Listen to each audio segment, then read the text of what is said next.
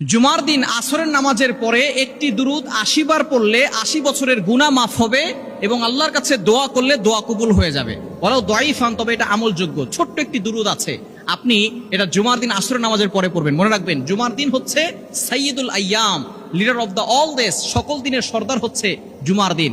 এই জুমার দিন হচ্ছে গরিবদের জন্য হজের দিন। সুতরাং এই জুমার দিন হেলায় খেলা নষ্ট করবেন না। দুঃখজনক হলেও সত্য, আমাদের সমাজে বিয়ের অনুষ্ঠান জুমার দিনে হয়, আমাদের সমাজে মুসলমানের অনুষ্ঠান জুমার দিনে হয়, গান বাজনা ঢোল তবলা সব কিছু জুমার দিনে। তবে নবী সাল্লাল্লাহু আলাইহি ওয়াসাল্লাম বলে দিয়েছেন, জুমার দিন হচ্ছে ফজিলতপূর্ণ দিন।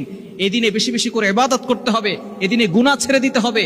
এদিনে এমন কিছু সময় আছে যে সময় দোয়া করলে দোয়া কবুল হয়। তার ভিতরে অন্যতম সময় হচ্ছে আসরের পরে মাগরিবের পূর্বে। এই সময়টা ইমাম আবু হানিফা রাহমাতুল্লাহি আলাইহির বিশুদ্ধ মত, এই সময় দোয়া করলে আল্লাহ পাক রব্বুল আলামিন সাথে সাথে দোয়াগুলো অ্যাকসেপ্ট করে থাকেন। যদি কারো দোয়া কবুল না হয়, আপনি এই জুমার দিন আসরের নামাজের পরে ছোট্ট দুরূদটি ৮০ বার পড়বেন। এই ছোট্ট দুরূদটি ৮০ বার পরে আপনি যদি আল্লাহর কাছে দোয়া করেন, আল্লাহ পাক রব্বুল আলামিন আপনার সকল দোয়াগুলো অ্যাকসেপ্ট করে নেবেন, কবুল করে নেবেন। মনে রাখবেন, আমরা যখন দোয়া করি, দোয়ার শুরুতে আমরা দুরূদ শরীফ পড়ি না।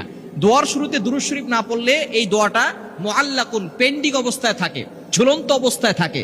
সুতরাং এই দোয়া করার সময় আপনি অবশ্যই খেয়াল রাখবেন যাতে করে দুরূদ শরীফ পড়তে পারেন। জুমার দিন আসর নামাজের পরে পড়বেন। দুরূদটি হচ্ছে আল্লাহুম্মা সাল্লি আলা